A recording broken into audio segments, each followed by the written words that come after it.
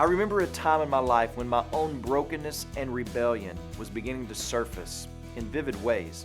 It was the days of high school. And one day I was walking down the hallway of J.A. Fair as a sophomore on my way to lunch.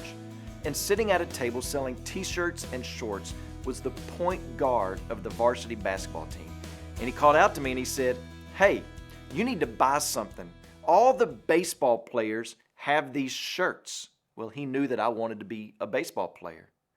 And that was the beginning of one of the most influential relationships in my life. That senior point guard went on to be one of my best friends. I remember the summer after his senior year in high school when he was about to go off to college. He told me, "Cliff, the most important thing is not baseball. The most important thing is Christ." Well, we went to different colleges to play baseball, but he was constantly calling me, checking up on me and my walk with Christ.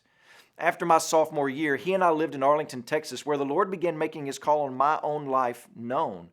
And Mark Kincannon was instrumental in helping me discern what the Lord was doing in my life. Mark was the best man in my wedding, and on the night before my wedding, he prayed over me.